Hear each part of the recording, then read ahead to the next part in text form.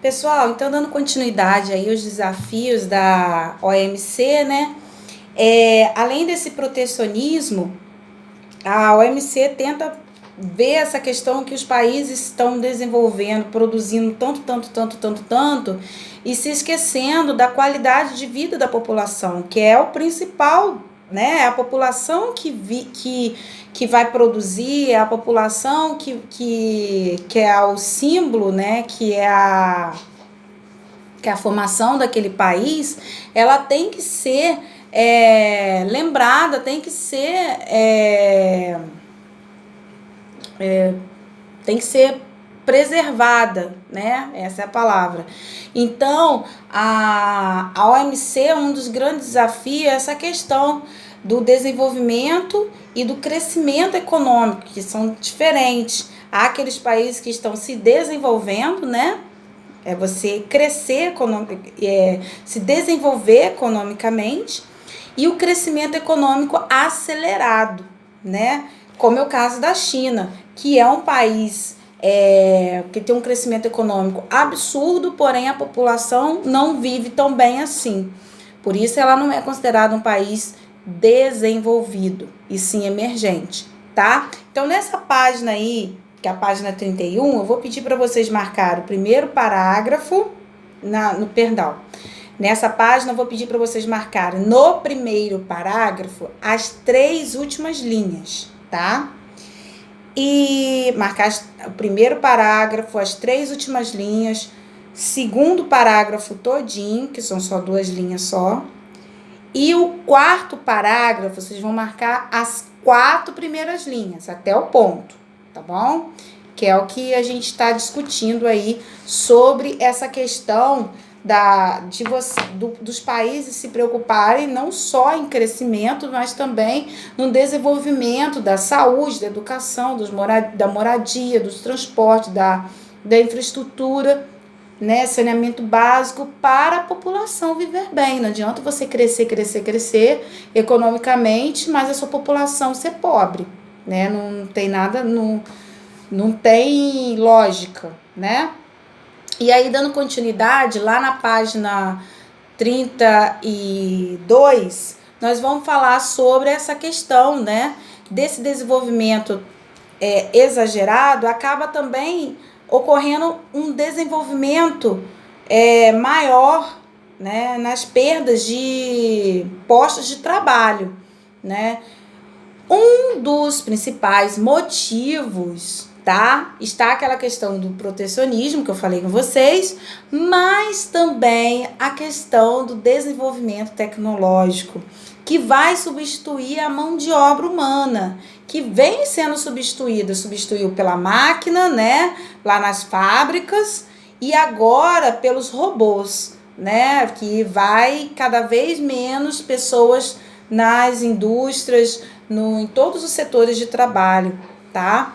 Então, a OIT, que é a OIT, né, Organização Internacional do Trabalho, ela fiscaliza isso também, né? Atrelada à OMC, ela está junto com a OMC nessa luta aí.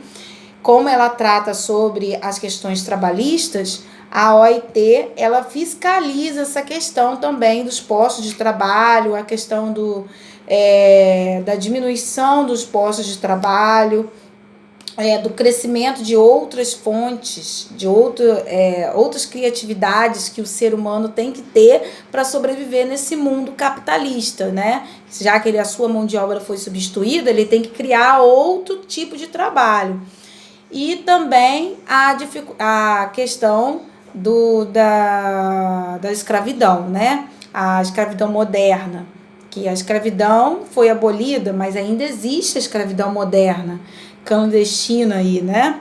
Então, muitos estão atrelados nas áreas rurais, né? Os grandes fazendeiros aí produzindo, acabam fazendo muitos escravos ainda, tá?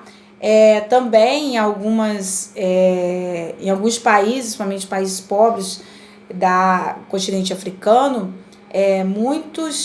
muito trabalho escravo ainda, muita criança trabalhando, pessoas trabalhando em condições péssimas, né?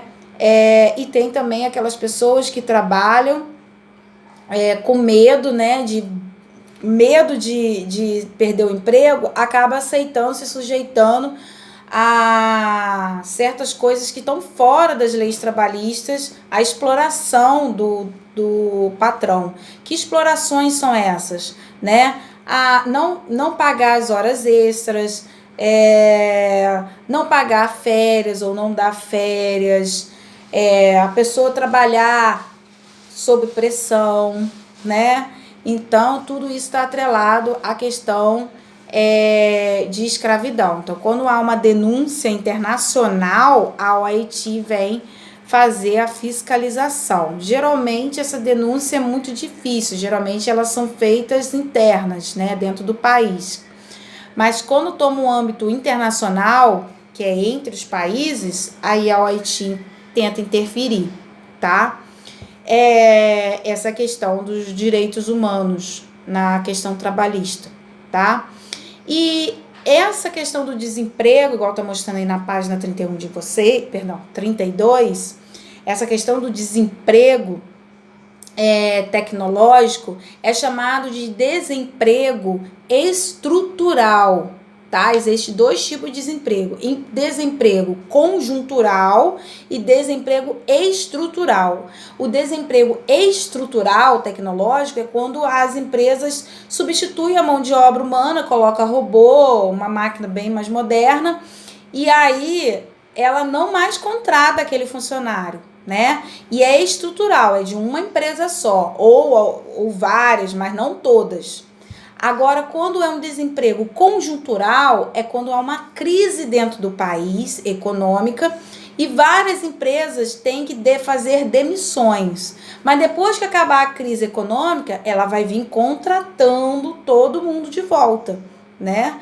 Então, é um desemprego conjuntural, é um desemprego temporário.